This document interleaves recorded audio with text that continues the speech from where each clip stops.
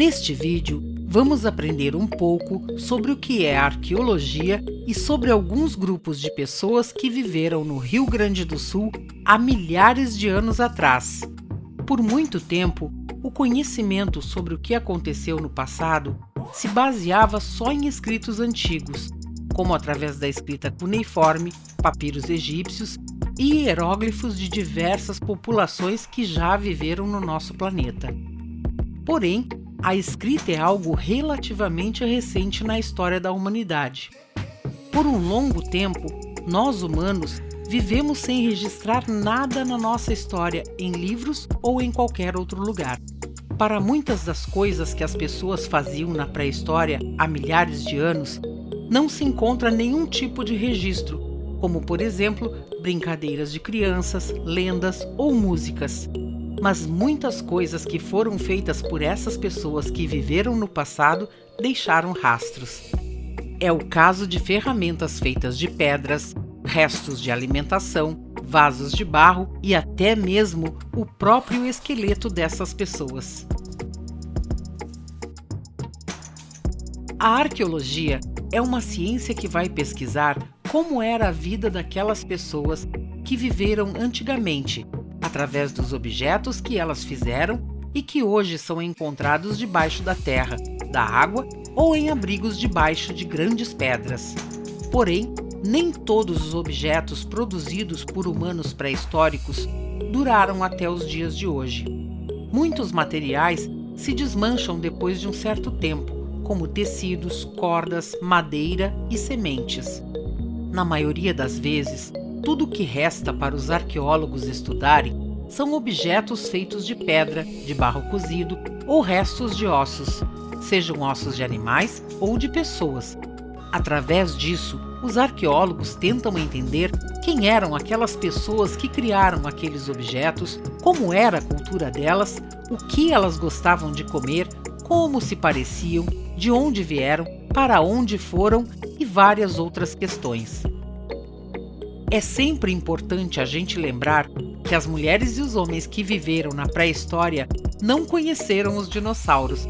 Os dinossauros foram extintos há milhões de anos antes do surgimento dos humanos. Os humanos surgiram na África e depois de muitos e muitos anos de evolução, se espalharam para o restante do mundo, inclusive para o Rio Grande do Sul, e chegaram aqui há mais ou menos 10 mil anos atrás. Esses povos que habitavam o lugar que a gente mora hoje, mas há muito tempo atrás, eles não deixaram coisas escritas, eles não tinham máquina fotográfica, eles não tinham celulares como a gente tem hoje. Então, tudo que o arqueólogo vai encontrar são os restos da vida que eles viviam cozinhando em panelas de barro. Eles faziam suas facas, seus instrumentos de cortar carne, enfim, a comida com pedras que eles lascavam. Então, esse tipo de objeto ficou no solo, enterrado, e não tem nada escrito sobre isso. Eles não deixaram nem diário, nem nada disso, esses povos do passado. Então, o arqueólogo ele vai ter que explorar esse solo, ou o material que está em cima, na superfície, ou ele vai ter que escavar, vai ter que cavar um pouco mais, com uma série de métodos, de coisas que são bem controladas, eu diria assim, coisinhas bem controladas, para que ele consiga encontrar esses objetos que foram deixados por essas pessoas quando elas viviam, e a partir dali o arqueólogo ele vai começar a juntar as pecinhas do quebra-cabeça para entender como essas pessoas viviam. Lógico que imagina que era um tempo muito no passado e que muitas coisas passaram depois. Várias outras pessoas passaram pelo lugar, árvores cresceram, árvores morreram. Então, esse ambiente não é mais como se fosse a casa inteira das pessoas, são só fragmentos, pedaços pequenos, mas é a partir desses pequenos fragmentos que os pesquisadores, os arqueólogos, eles conseguem contar um pouco dessa história. Agora vocês devem estar se perguntando, se esses objetos ficam debaixo da terra, como os arqueólogos sabem onde eles estão? Bem, quando alguma obra muito grande vai ser feita, como uma estrada, uma hidrelétrica ou a instalação de torres de linha de transmissão, por exemplo, os arqueólogos precisam andar por toda a área que vai ter a obra, procurando pelos restos dos objetos feitos pelas pessoas que poderiam ter vivido naquela área no passado. Resto de alimentação, sepulturas antigas e até mesmo os lugares em que as pessoas viveram, que hoje são chamados de sítios arqueológicos. Mas existem algumas pistas que os arqueólogos seguem que ajudam a encontrar esses sítios arqueológicos, como a cor da terra ser diferente em um lugar específico, vegetação muito densa em um determinado lugar, se destacando da vegetação que tem na volta, presença de arroios, rios ou grandes pedras que poderiam ser usadas como abrigo. Depois que encontram um sítio arqueológico, os arqueólogos precisam decidir se ele vai ser escavado e estudado ou se ele vai ser preservado, ou seja, não vão mexer nele. Quando decidem escavar, abrem buracos quadrados chamados de quadrículas e bem aos poucos retiram a terra com colheres afiadas, palitos e pincéis. Isso tudo é para garantir que não se perca nenhuma informação. Tudo que é visto naquelas quadrículas é registrado em papel, desenhado e fotografado. Depois disso, os objetos, ossos ou restos de alimentação são retirados com muito cuidado e levados para um laboratório para seguirem sendo estudados. O objetivo desses estudos é sempre entender quem morava naquele lugar, como eram os hábitos daquelas pessoas, o que elas comiam, quantas pessoas viviam lá, como era a aparência delas, para onde elas foram depois que saíram de lá, dentre várias outras questões.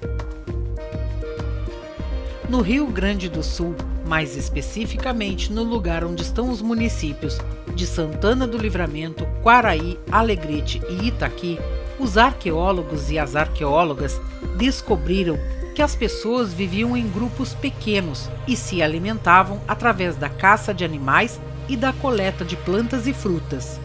Essas pessoas não moravam em um lugar fixo como nós hoje. Elas estavam sempre se mudando de um lugar para o outro atrás de comida. No Rio Grande do Sul, na pré-história, as pessoas não comiam mamutes e nem tigres dente de sabre. Os animais que existiam aqui quando os humanos chegaram eram os mesmos que existem hoje: capivaras, gambás, tatus, veados, preás, taxãs, marrecas e vários outros. Mas vale lembrar que vacas e galinhas não existiam aqui na pré-história. Esses animais foram trazidos pelos colonizadores que vieram de outros países nos últimos séculos. Vamos agora falar sobre um grupo específico que viveu no Rio Grande do Sul há milhares de anos atrás, que hoje é chamado de catalanenses pelos arqueólogos. Nesse sítio a gente encontrou alguns vestígios arqueológicos, que são esses materiais líticos, esses materiais em pedras, que são típicos desses grupos caçadores-coletores chamados catalanenses. Tá? Eles trabalhavam, eles tinham uma predileção, eles preferiam, na verdade, utilizar um tipo de pedra chamado arenito silicificado, que é esse aqui, ó. Tá? Onde eles gostavam de lascar e produzir os seus instrumentos do dia a dia. Como hoje a gente também tem os nossos instrumentos, nossos utensílios domésticos, eles também se utilizavam do que a natureza dispunha para eles para produzir os seus utensílios domésticos. Então na época eles não tinham garfo, faca, prato, coisa assim. Então eles utilizavam a pedra para produzir. Então aqui a gente tem uma lasca em arenito típica desses grupos de caçadores-coletores, aonde como eles produziam essas lascas, na verdade, que tinham aqui, ó, esses gumes aqui, aonde eles utilizavam para raspar, para cortar. Tá? Eles pegavam um bloco de pedra maior, tá?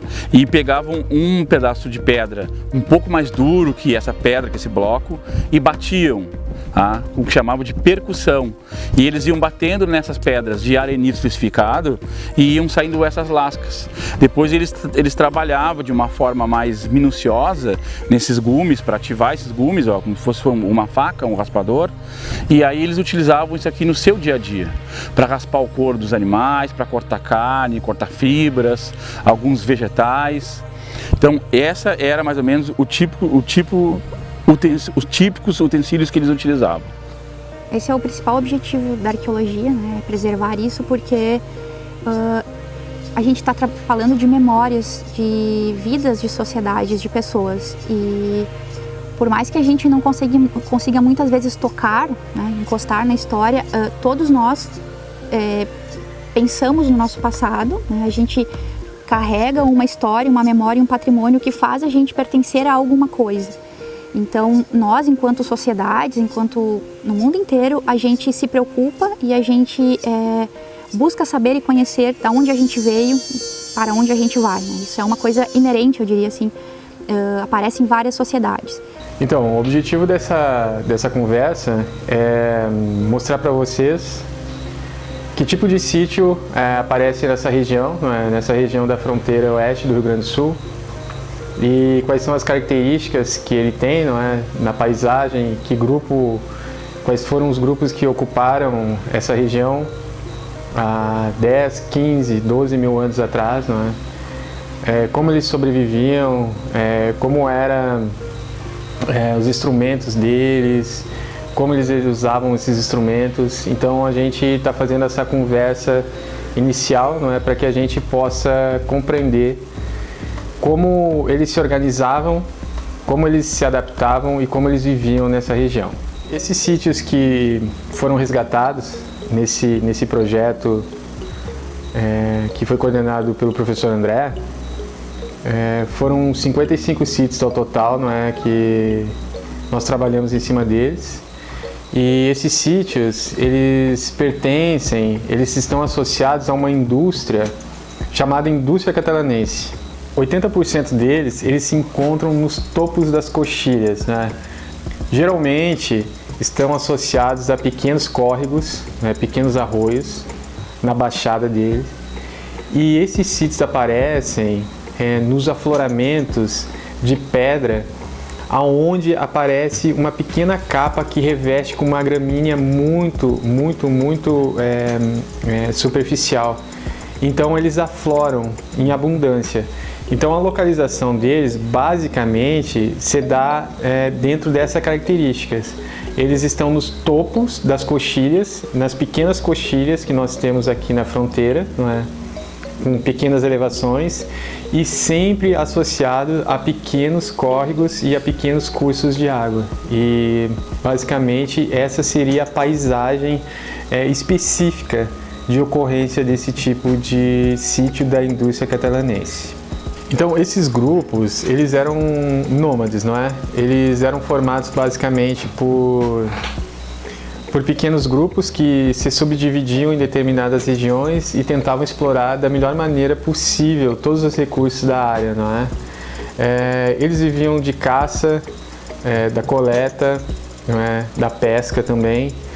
Basicamente seria essa a subsistência deles, Eles percorriam quilômetros durante o dia, atrás de alimento, atrás da caça, atrás da fruta, ou ficavam nesses pequenos arroios também fazendo a pesca dos peixes para sua alimentação. Se organizavam dessa maneira. Eles não tinham uma residência fixa, As residências deles, que seriam esses sítios arqueológicos que nós encontramos e resgatamos agora, basicamente é composto por oficinas de lascamento, onde eles passavam um tempo determinado buscando a rocha para o lascamento, o que seriam os instrumentos deles, Então eles passavam momentaneamente nesses sítios, lascavam a pedra e faziam seus instrumentos, como a faca, como um raspador, levavam consigo algumas vezes e ficavam circulando nessa região. Alguns sítios eram sítios de habitação, outros sítios eram sítios de oficina, onde eles lascavam, faziam as suas necessidades de instrumentos, e em outros eles ocupavam com uma outra perspectiva de moradia, mas eram moradias rápidas, assim como os sítios de oficina também eram rápidos, não sem ocupação prolongadas. Falando agora especificamente sobre os instrumentos que esses grupos associados a essa indústria catalanense produzia, eu vou mostrar algumas peças que são bem características e típicas, não é, desse tipo de indústria. Esse é o tipo de instrumentos que eles produziam, ó, tá? São lascas bastante espessas, não é? A lasca é onde ele se tirava de outro bloco a partir da percussão de uma pedra contra outra, e eles produziam esse tipo de instrumentos, tá? Esses instrumentos geralmente eram usados para corte e para a utilização de raspar alguma coisa específica, tá? Então, esses eram os instrumentos básicos que esses grupos utilizavam na pré-história da fronteira oeste do Rio Grande do Sul. Aqui no laboratório eu estou aplicando o procedimento que é a conservação preventiva, que é uma conservação, que é a atuação indireta, né, sobre o material. Então eu estou fazendo a higienização, que é a limpeza, né, que eu uso vários pincéis de vários tamanhos. Depois vem a numeração, que a gente chama de catalogação, né, que é a numeração das peças, em qual todas as peças recebem uma numeração alfanumérica, que vai ser o registro, né, desse material. Depois, as medições, então a gente mede cada uma dessas peças também, né, que vai ser posteriormente também anexada a um documento, né, que a gente faz uma documentação desses procedimentos.